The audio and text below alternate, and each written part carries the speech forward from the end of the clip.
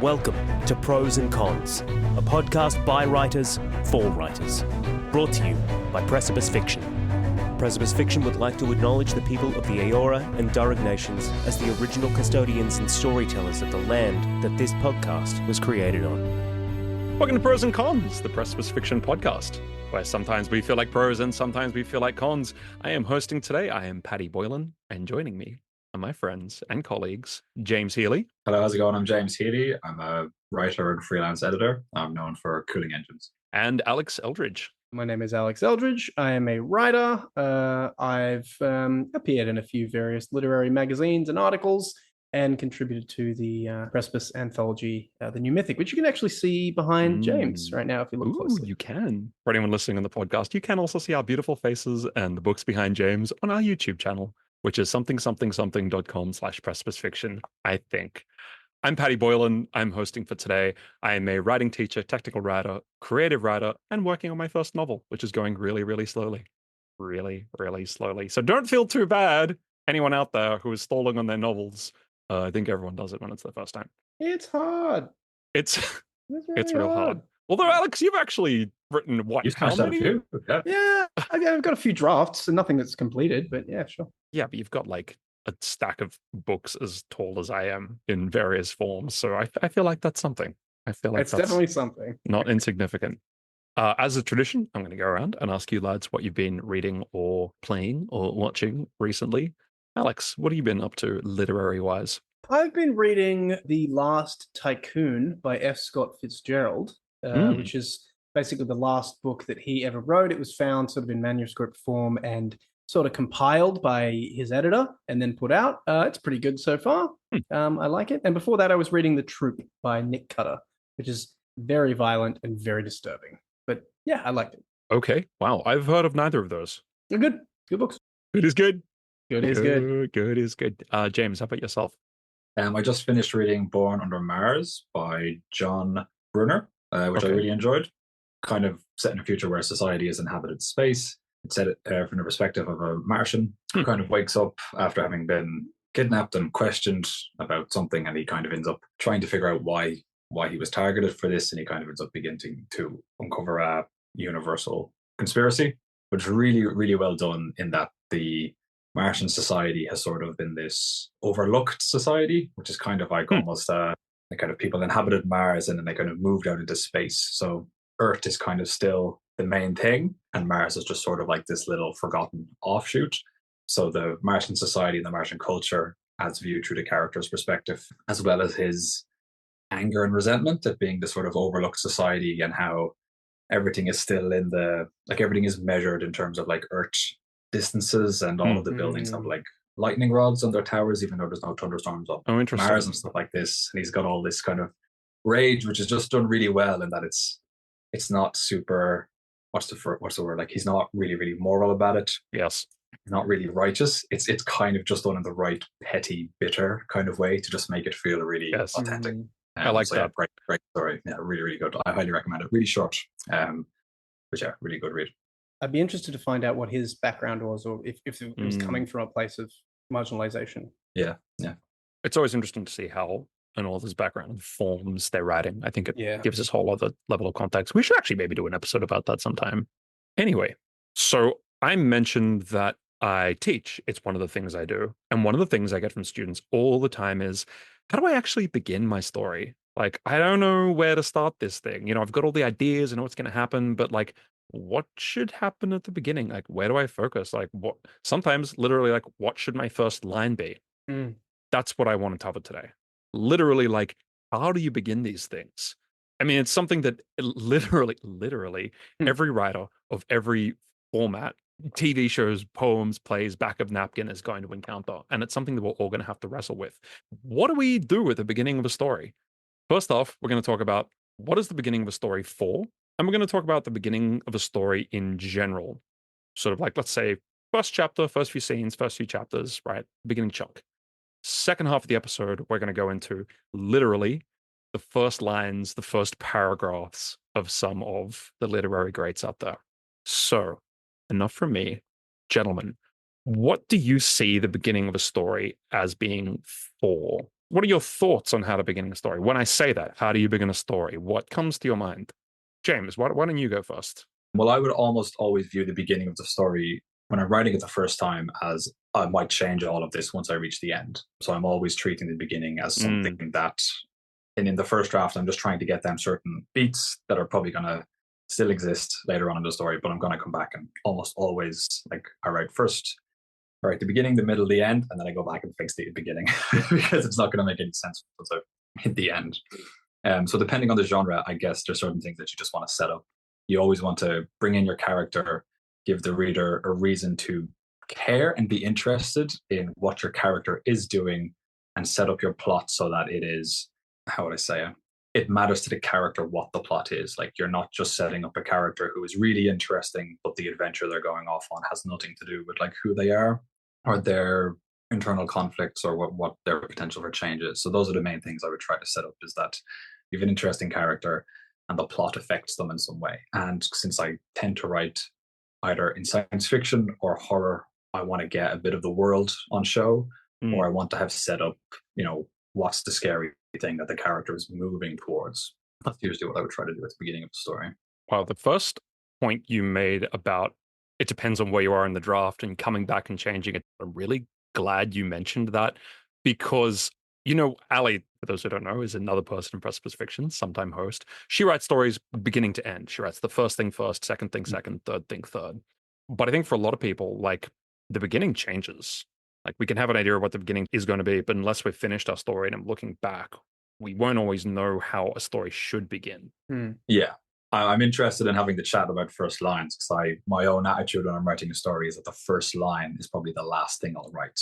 And it's probably the thing that will change again and again and again and again as I'm writing the story, because as it's changing, I'm changing the beginning and always going back and tweaking it. And I usually think that I'll have written 2 or 3 drafts before I settle on what the opening to the story is going to be, because I don't really know how the story is going to change. That might be the advice of the podcast right there at like the 8-minute mark. Like, we can close up. That's great. Okay. Yeah, that's the nugget. That's the nugget right there. Alex, what about yourself? Beginnings. What are your thoughts? Okay. So for me, the purpose of the beginning of a story has 2 main purposes, essentially. It functions in 2 ways. The first one is to set up your world. So to set up the place in which you exist. Now, that doesn't just mean physically. That can mean the social and cultural mores. That can mean the physical environment. That can be that can actually even involve the relationship of the characters to each other. And that's, I think, really important and really overlooked. So that's the first thing, just to set up the physical space and the conceptual identity of where you are. The second thing of it is to create an inciting incident, which is going back to that 3-act structure sort of thing there. Your story, you don't want to be going too long, especially in sort of a thriller or horror genre, which I also sort of write in. You really don't want to be going too long without something being a bit like, "Ooh, that wasn't right. Something's happening now. I feel the rumblings of something icky in my belly." Like, it's Why though? Why do you not want to go too long without doing that? Because that provides the engine for the rest of the book. That provides the impetus for stuff to happen. Cool, like, totally. Okay, unless you are writing a literary book, which is purely about, like, there's one called, I think it's called The Mezzanine, which is theoretically just about a dude on an escalator going down like an office building and just like what he sees. Apparently it's brilliant. But unless you're writing novel? It's a novella, so it's okay. shortish. I love that. Yeah, I know, me too. I don't know. That really appeals to me for some reason. Yeah. I've never read it, but I would like to. Unless you're writing something like that, though, something has to happen, and you have to be able to go like, "Hey, where's this going? What's this about?" Yeah, the promise of like something's gonna happen. Like, there will be exciting stuff to come. Yeah, and it's nice to drop that nice and early. I mean, if you look at 3-act structure, like you said, Alex, it introduces like the hook pretty early. But also, a lot of the time, I mean, if you don't know where to start a story, start with like the status quo. And that's a Latin word which means the existing state. Tell the audience, how are things right now before events kick off? So, the cliche is the who, what, when, where, why. Who is the story about? What sort of things do they do? What are they up to? What have they been up to on page -1, -2, just before the story started? When is this taking place? Even if it's the modern day, you would suggest that by the surroundings. Where is this taking place? and why are things like they are? So to give an example, in Harry Potter, we learn that Harry Potter's parents were killed, which is why he's living with his adopted family under the stairs and he's very unhappy. In the Hunger Games, we learn both Katniss's family situation and why the world is the way it is. You know, the mayor gives a speech about how the North American government collapsed and they're all living in the aftermath of that, blah, blah, blah. If you don't know where to start with that. Explain things for the audience so that there's a nice base to move on from. However, that obviously makes sense for a novel or like a 90-minute film where you've got the time and space to do that, right? How, what, when, where, why. I mean, if you've got a 300-page story, then you can afford to lavish a little bit of time on these things. What do you guys think changes when we write a short story as opposed to a novel? Or let's say a poem as opposed to a 90-minute film? Or I suppose a better example would have been a short film compared to a 90-minute film. And we're all writing short stories now for our second anthology, out soon in many different formats. We will make it available to everyone. What are our thoughts on that? Well, if you're talking about a short story, which I think, if anything, from about 2,000 words to kind of a novella, really, which gets up to maybe 20,000. I actually don't think structurally very much changes. Like you have less time to explain about what's going on, and probably your focus is a little bit more narrow. Like if it's a short story, there are going to be probably less characters, and you'll probably be focusing more on one or two of those characters and the relationship between them. I think just the scope narrows. Like you're not going to be spending, I guess Phoenix's story is the exception because he actually did spend, like a couple of thousand words talking about the world state of where he was before he actually did the story proper, which is an interesting way to set it up. Like one really zoomed out and then one actually happening in real life. But that was the exception it is, in our stories. Yes, it's the exception that proves that story is Enter Elias Smith. Yes, right. One of our stories from our anthology, the new mythic, available now. Yeah.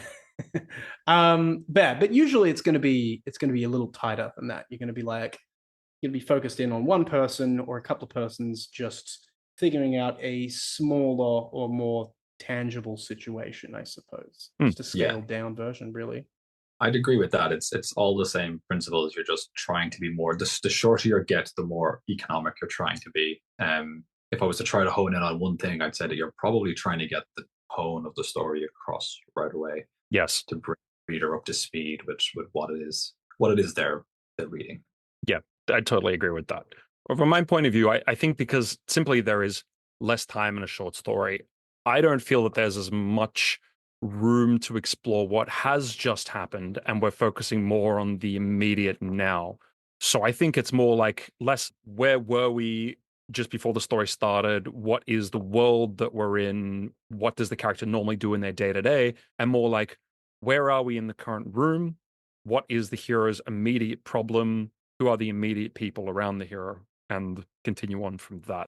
So you think are you saying that you can kind of skip the status quo section of setting things up and move straight into the change or the conflict? I'm speaking in generalizations, obviously, and all of this is general advice. There's a million approaches to stories, but I personally think so. I think you can skip a lot of that in a short story just because there simply isn't room to explore it. I mean, Alex, you said that you would still have it in a short story. Is that? Oh yeah. I think it's the structure of it is pretty holographic, really, in that you're still going to be explaining basically what's happened. You're still going to get someone's backstory. You might not necessarily get it all in the beginning, though. That's the difference. Like it might be peppered through the whole thing, and you're just getting the cogent details. So in that respect, I mean, a fun one that I always like, and one of the stories that I'll show here is going to utilize that, is in media res, which is I think Latin for as it happens, or in the present. I don't know. It's something like that. Yeah, I don't know what the translation is, but I know what it means. Yeah, but basically it means we're coming to it right in the middle, and that's a really good way to like kickstart things and be like, hey, this is happening right now. There's an event that's occurring, so you might start right on the inciting incident. Do you have an example that you can throw at us? Yes, my story Awesome. in the new mythic does that. Awesome. It starts right on like basically a zombie kind of like attacking a group of young boys. Yeah. Really hitting that promo button today. Well, I mean, we gotta spam that button, man. We gotta push it as many times as possible. No one else is going to. That's right. That's more advice for you, young readers. Spam the heck out of your own marketing. Shill. Yeah. Just be shameless about it. Yeah. Please continue. Yeah, so that starts in the middle of it there. And then pretty soon we find out what happened, just half an hour a day earlier. But it is there, But look, I mean, when we're talking about the beginning of a story, that is a malleable concept. Like, I mean, are we talking the first third? Are we talking the first quarter? Are we talking the first paragraph? So it depends.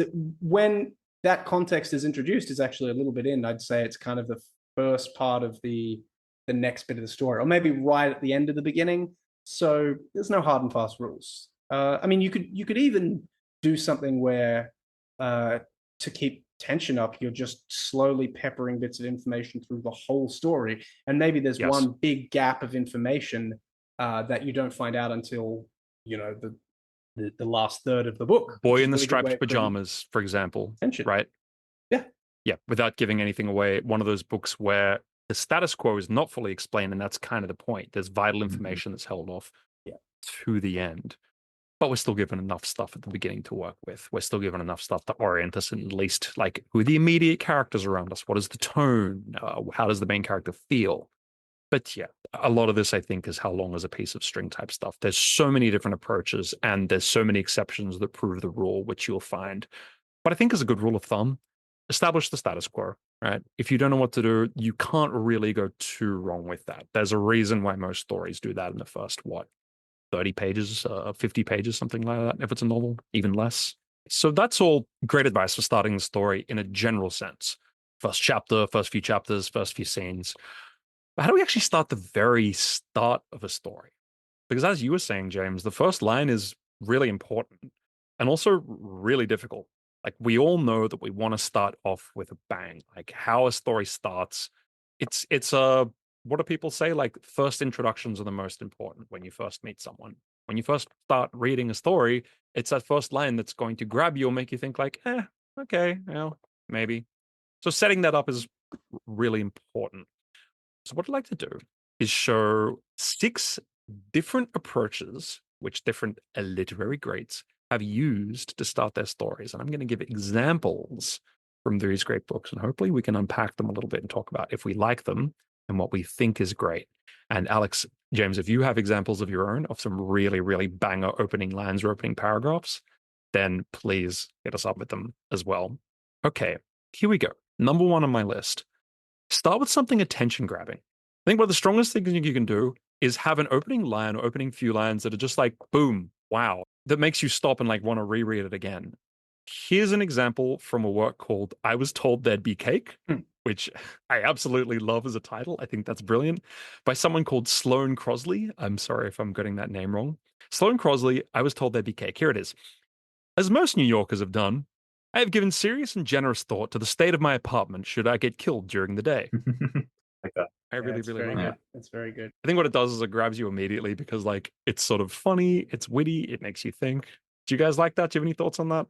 Yeah, it immediately sets up the status quo. Like, I am living in a city where people think regularly about what their apartment would look like if someone were to find it after they were killed. Like, that says a lot about the society that they live in. Yeah. It makes you curious then to read on and find out what are the things that they think are important, what are the things that they think are worth representing and worth hiding. Or you can think, well, is that really how all New Yorkers think, or is this just your weird neurosis?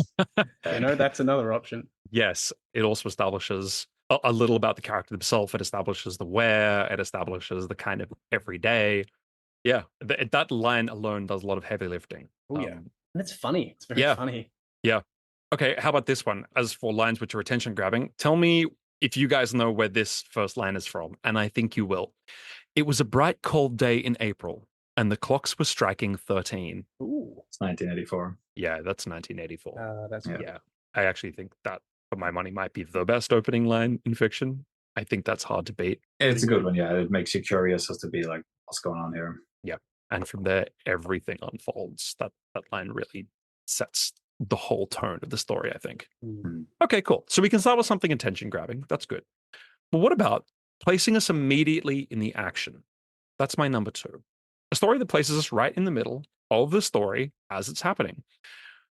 We were somewhere around Barstow on the edge of the desert when the drugs began to take hold.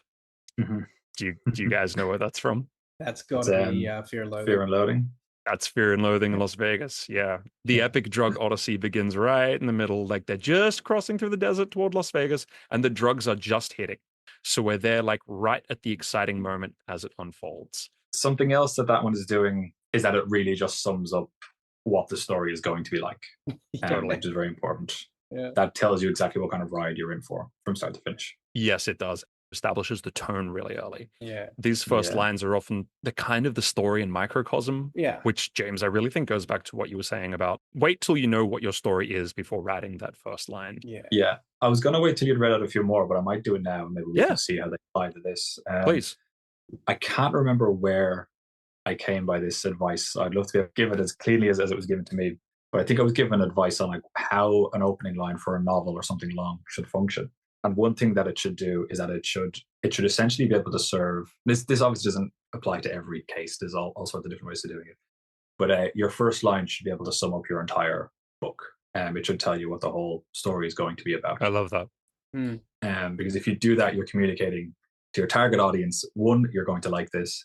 And then two, like this is what the journey is going to be. And if you like this opening line, you'll like the whole thing. How literally are we to take that? Like when you say the opening line sums up your whole book, I take that as sort of like a metaphorical kind of like give them the tone, give them the broad strokes. You know, it's not literally like, and Johnny will die at the end. No, nothing like that. But you know, it'll just be something that tells you like this is the whole. This is what it's going to be. The one I'm thinking of that is like almost the perfect one is the opening line from Stephen King's The Gunslinger, which is a perfect opening line for this book and a really good opening line for the entire series, which is simply the man in black fled across the desert and the gunslinger followed. I think it's just as simple as that. I almost used that as one of my examples, so I'm glad you did. Yeah. It kind of has this sense of strangeness and kind of ominousness. It sums up entirely the plot of the first book, and then generally the direction of the series, which is about the main characters pursuing this kind of dark figure, and it kind of reels you in, gets the tone across and everything. So I'm just to sum up, I think it should sum up the story, tell your audience what they're expecting.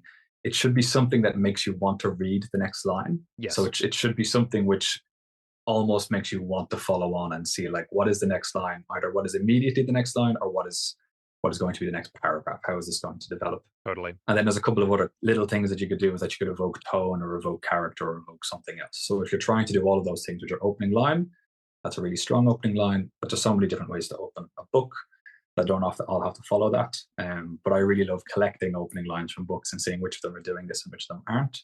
Another example, just for contrast, is the opening line of 50 Shades of Grey is she frowned with frustration at her reflection in the mirror. Oh, that's which good, is kind of actually. I think it's kind of pants in terms of writing. Like it's got a double redundancy, like frowned with frustration. That jumped out at me as well, but it sets up a lot, I think, and it tells you a lot about this person immediately, and it kind of sets up the initial problem that will be addressed quickly.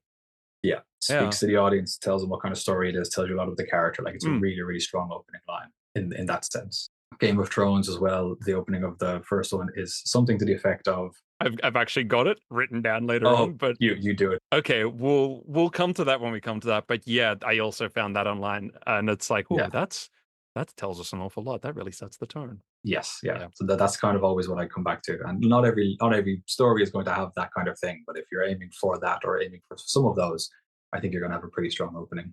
You got a lot to say about this. This is good. This is kind of opening lines, something I really like. I say that you can't judge a book by its cover, but you should be able to judge it by its opening line. So if you flip it open, have a read, some of them are pants and some of them are like, oh yeah, okay. I'm like, if it's a strong opening line, you have a good sense that the author knows what they're doing. Or at the very least that it's a story for you. You're right. It also shows off the author's craft. So you can really show off your own writing chops in that opening line and people go, ooh, that's good. Their intention and their tone, and is it going to be lighthearted? Is it going to be comedic? What kind of thing is it? So yes, judge a book by its opening lines. Yeah, I mean, there's worse things to do. And for those keeping track, that was our first Stephen King reference of the day. Okay, so I had this as number 6, but I've moved it forward to number 3 because it's directly relevant. Number 3 introduces to the story's settings and themes. Exactly what you were unpacking there. If your opening line can introduce us to the story's setting, but also its big themes and its tone, you've told the reader an awful lot in the beginning. And you can do it really economically with bangers like this. The story so far: in the beginning, the universe was created. This has made a lot of people very angry and has widely been regarded as a bad move. Hitchhiker's Guide.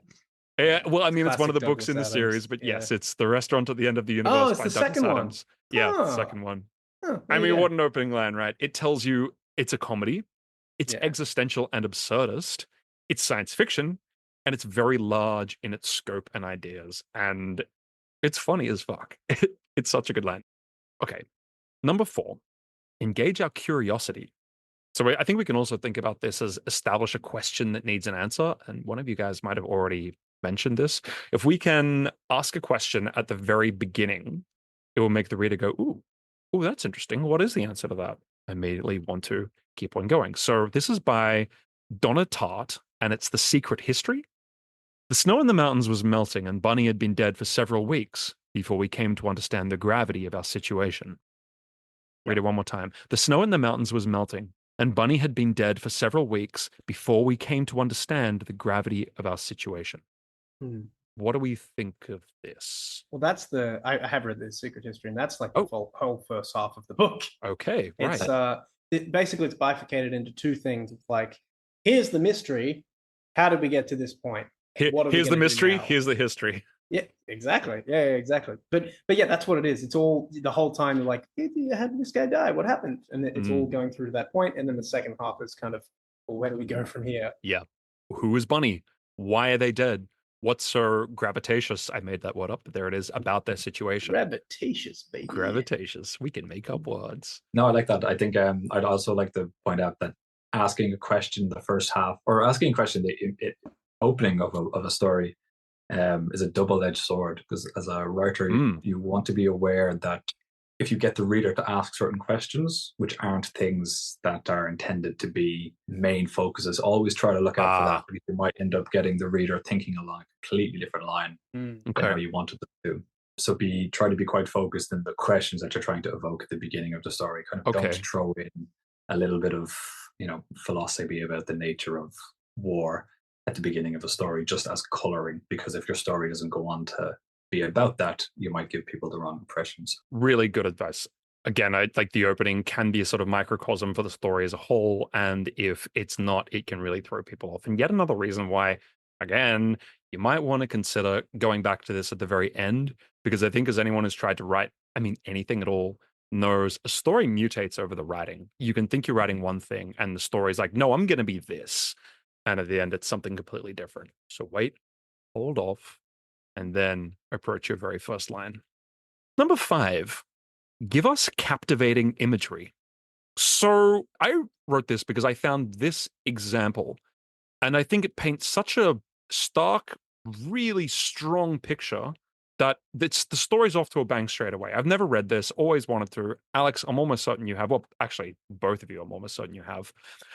The most merciful thing in the world, I think, is the inability of the human mind to correlate all its contents. We live on a placid island of ignorance in the midst of black seas of infinity, and it was not meant that we should voyage far. Especially that second half, we live on a placid island of ignorance in the midst of black seas of infinity, and it was not meant that we should voyage far. Do you guys know what that is? Sounds Lovecraftian. Yeah, it's Lovecraft. Do you want to guess which work? I would take a leap at The Call of Cthulhu. It's The Call of Cthulhu by Lovecraft. Yeah. Also, the reference to the sea and the depths there, I think, is quite good. Yeah, that line almost sums up his entire bibliography. Almost his entire attitude towards it really does.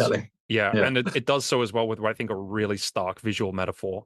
The idea of where this little island and there's this dark sea around us and we shouldn't venture far. And, we obviously imagine what happens if we do. I love that. Yeah. Okay. Number 6. This is the last one. Give a promise of danger or excitement. So we mentioned before, I think Alex, you mentioned that you want to give these little things that will give a sense of like keep reading, like exciting things will happen. And if you Promise can put them, it gets good. yeah, that's what it is. It's I promise it gets good. Man, I always want to write a story that literally says I promise this gets good. Yeah, actually, I take back everything we've said over the last 40 minutes. That's what you want your opening line to say, in a sense. Like, it's just, it's a promise of, please trust me. I know it's a lot of words, but like, it's going to get good. Oh shit, this isn't actually the example I was going to give, but that reminds me of, have you guys read Slaughterhouse 5 by Kurt Vonnegut Jr.? It starts with the word listen. It starts with the word listen. It's telling you to listen and pay attention. It's like, it's almost like cheating, I think. It kind of is like saying this is going to get good, but by saying listen, he's like, no. You're going to pay attention to what I'm saying right now. Well, I've got another one like that as well, and this is actually another Stephen King one, but it's the beginning to The Mist, and it's just let me bring it up. So I've got it. It's just literally, this is what happened. That's it. That's the line. This is what happened. That's so good. I think it's great. It's just like, hey, I'm going to tell you a story. Yeah. You could even start off with, and look, it's not as simple as that because you're coming back to the tone and things of what it's doing. Like these lines they sound very simple, but they don't do very, very specific things. Yeah. So like, you could even say something like, I'm going to tell you a story, and the way that you craft that sentence, it kind of has its own gravity or its own sense of whatever. So this book, for example, this is what happened. It's about basically this mist that comes. It's literally called the mist, and these people get trapped in a supermarket, and it's just sort of a wild, crazy adventure. So this first line is almost saying like, "Hey, look, I know this seems kind of weird. I know this seems wild, but also, hear me out." It actually ties back because it's part of it's a bookend. Like the guys actually wrote down his experiences, and this is what happened. Is like just him literally going, well, okay, this is what happened. Like it in a very subtle way, it conveys like, hey, there is a real person who is his like conveying these ideas. This isn't some high up narrator who's just like, well, it's literally a person going like, hey, this is what happened. This is how it went down. Let me now relay to you the story. So even something as simple as that has this very specific messaging in it. Does that make sense? Yes, it does. Yeah.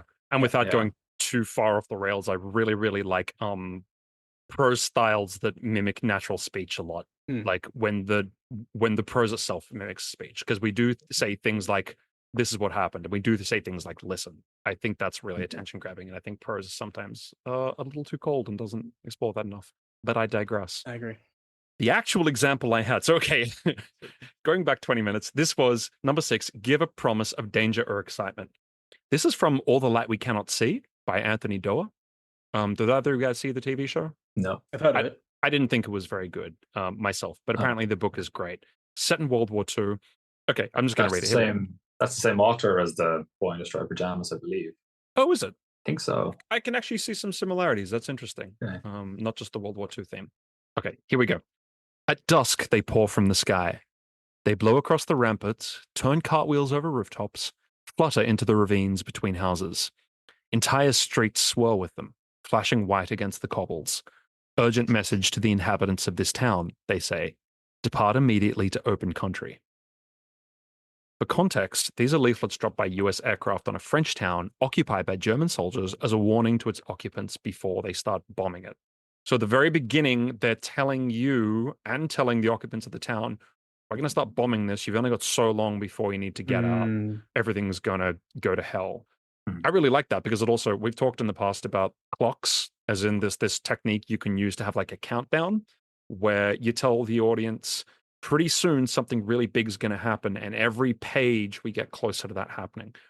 I think that sets up, there is a countdown here, and the characters have only got so long before things are going to get really bad.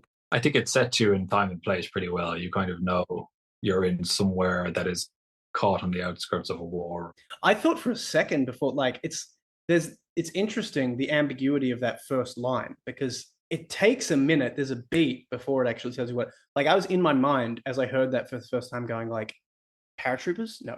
Snowflakes? Maybe. Like, until you you aren't quite sure exactly what it is. So there's a little double thing there where it sets it up first to go like, what's falling? what is the thing that's it? And then you read the next line and it tells you what's on. And then that gives you a further countdown ticking bomb. Does that make sense? It does. I really like that myself, because if I imagine myself as being on the ground, you wouldn't know at first what's fluttering down from the sky. Like the people on the ground would have just seen these white objects fluttering, and then they pick it up and read it and go, oh, fuck. Oh, fuck. Yeah. It mirrors the experience of the people. Yeah, for sure. I think so, yeah. Oh, I really like that. Anyway, that was All the Light We Cannot See, Anthony Doerr, set in World War II. Give a premise of danger or excitement. So look, just to summarize these, number one, and look, there's so many more. There are as many ways to start a story and as many philosophies as you can rattle off in a lifetime. But 6 ideas. Number one, start with something attention grabbing. Number 2, you could place us immediately into the action. Number 3, introduce us to the story's settings or themes. Number 4, engage our curiosity. You can also think about this as establish a question that needs an answer. Number 5, give us captivating imagery. Number 6, give us a promise of danger or excitement.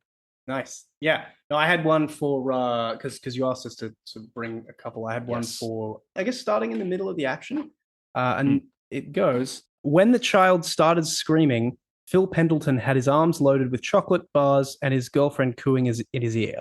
I love that. There's a lot of info in that. And it's also such great imagery. This man struggling with all these chocolate bars, and he's got a girlfriend in his ear and the baby. It tells us a lot about the status quo, about his current situation. Yeah, it tells you at the very, like, it tells you where it is. It tells you he's in a supermarket or some sort of shop. It tells you, his relationship.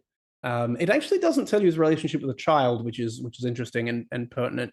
For context, the book is about, it's a novella by a guy we actually have on the podcast, about basically it's like a supernatural being that presents as a child, and like it latches onto someone and then basically goads them into committing an act, and then that act essentially rains down hell on their life. That's just having a child. That's literally just. Well, maybe it's a metaphor.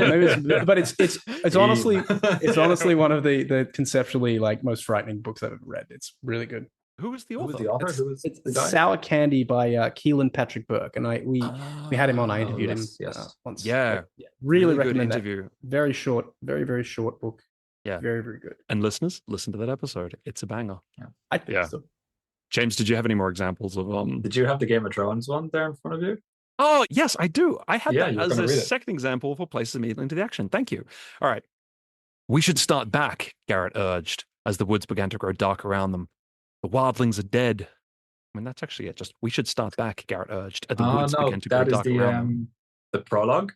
Yeah, I think it's kind of, it is still the opening line. But I think the opening line of the book at large is kind of regarded as, I guess it hits the things that I'm talking about. What's the line? I'll just look it up real quick. But as I read that out, I was thinking, that's actually not as strong as I thought it was. We should talk about dialogue, because it's usually not a good idea to use dialogue in the opening. Really? Heard that advice, but I mean, really? Yeah. Because we don't know who the characters are, so we don't care about what they're saying or what they're doing. So the opening line in Game of Thrones, chapter 1, is the morning had dawned clear and cold with a crispness that hinted at the end of summer. Which I think is a really good opening line for that specific book, because it evokes the themes and it kind of evokes the ideas of foreboding and winter and the attitudes of kind of looking towards the winter, which is kind of like what the Starks were all about, and they were quite prominent in that first book. And considering the coming of winter is such a big plot point in the book, like bringing it in straight away is a really good idea. Yeah, arguably the main plot point, kind of. Yeah, it's sort of the biggest villain. It's sort of what all the books are about, really. Like that's the biggest arc. Winter is coming. Winter is coming. Well, Paddy touched on something there, in that the opening of the prologue for Game of Thrones is a line of dialogue, and the advice that I usually hear is that you shouldn't typically use dialogue in the opening line, because it's so early in the story that we don't know where anything is or who anyone is or who any of the characters are. So it's usually not the strongest way to open a story, because we don't care about what these strangers are saying, essentially, that you're introducing speech before you're introducing the characters who are speaking. What did you guys think about that? My first reaction was like, I don't know how I feel about that. I don't see why it shouldn't work. But then looking back over the examples I have, and a lot of the examples that I looked up that I didn't use, very, very few of them begin with dialogue. Some do, and some do for very, very famous books, so it's not like you can't do it, but yeah, I guess what you're saying makes sense. And as like rule of thumb advice, I guess if you can avoid it, possibly do. I would say that dialogue kind of constitutes action in a weird sense. Yep. And having a book start with a physical action, unless it's creating more questions about what's going on, it feels like just kind of a mulligan. It feels like wasted energy. It's like, Phil drew his sword and slashed at the orc. It's like, okay, you're setting it up. Like, who's Phil? Well, exactly. Yeah. That's exactly it. Yeah. Who's Phil? Like, why do we care? Yeah. Whereas if you sort of like describe the scene of the battle, it kind of draws you in. You're like, oh, what? Like, I wonder why they're... It's kind of a weird thing. Like, there's no real good reason why something should be more engaging if it's like zoomed further out. But it's almost jarring, I think, to have like dialogue. Like, it's kind of like, what? Where am I? Like, what's happening? Yeah. Which might be the effect you're going for. I can see that, but maybe not. Yeah, I feel any line of dialogue would just be better if it comes after the context of what the dialogue is being said in. So no matter how good your opening line of dialogue might be or how exciting it is, it would always be just that little bit more exciting if it followed a line on that told us where these characters were and what the context of the line was. Even just a little bit of context. Yeah. Yeah, even just a single line, I think. It makes sense. I still do want to restate that I think I have seen examples that are dialogue. But you're right that it's not usually the done thing. Again, if we're giving like general rules, maybe just avoid it. Start with the status quo. Don't start with dialogue. Well, lads, I think we've covered a lot. I've certainly learned something from today. Alex, do you want to close us out with a quote today? I do want to close it out with a quote today. And as it happens, Paddy, I have one right here. Oh, wow. This is by the famous Chinese philosopher Lao Tzu. Probably butchered that. I don't know how they say it in Chinese. That's great. But he says, a journey of 1,000 miles begins with a single step. And that's the quote. Pertinent. Well, ladies and gentlemen, if you've enjoyed today, please consider giving us a like and review. It really helps, especially if we've given you some useful advice today. If you would like to read something that we have written, we have an anthology. The New Mythic is an anthology of science fiction, horror, and fantasy. It is available from all good retailers, and you can also get it in audiobook form. We had some very, very talented voice actors come on and provide that. I'm going to say it's a really excellent little read. I think we're all very proud of it. And we are gearing up for our second anthology soon, so stay tuned for more of that. Final thoughts. Alex, what are the pros of starting a story? I think the pros are you can set up the world and you can create an inciting incident and you can give your reader a reason to keep reading. And James, what are the cons of starting a story? The cons of starting a story. You have to finish it. That's great.